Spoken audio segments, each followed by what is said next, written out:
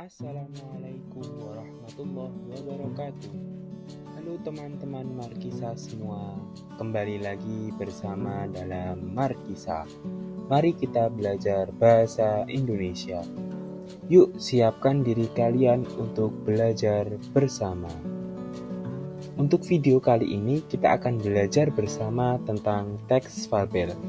Apa saja sih nanti yang akan kita bahas tentang teks fabel?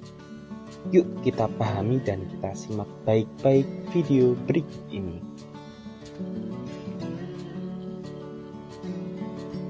Pengertian teks fabel. Teks fabel adalah cerita tentang kehidupan binatang yang berperilaku menyerupai manusia. Fabel termasuk jenis cerita fiksi, bukan tentang kehidupan nyata.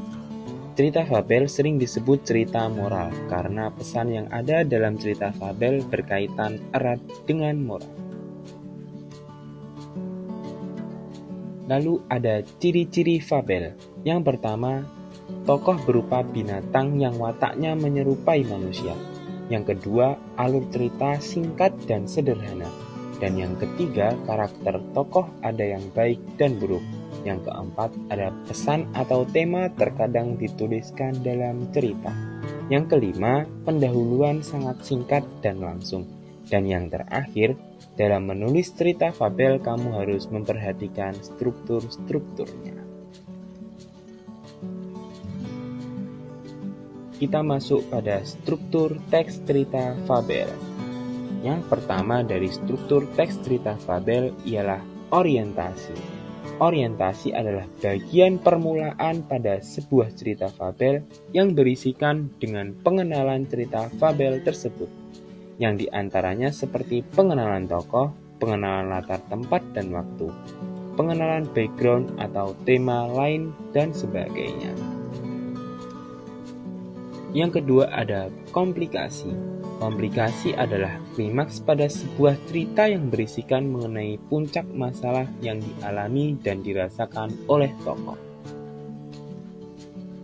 Lanjut, ada resolusi. Resolusi adalah bagian dari teks yang berisikan dengan pemecahan permasalahan yang dialami dan dirasakan oleh tokoh. Dan yang terakhir, ada koda. Koda adalah bagian terakhir dari teks cerita yang berisikan pesan-pesan dan atau amanat yang terdapat di dalam cerita fabel itu sendiri. Nah, itu tadi materi yang sudah kita bahas bersama. Kita ulang sekali lagi apa saja sih yang sudah kita bahas tadi dalam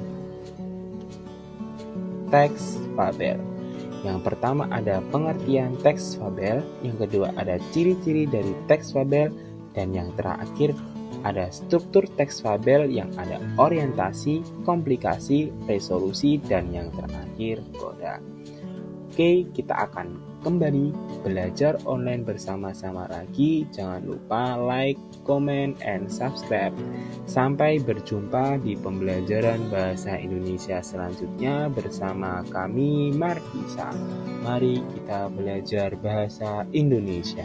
Terima kasih. Wassalamualaikum warahmatullahi wabarakatuh.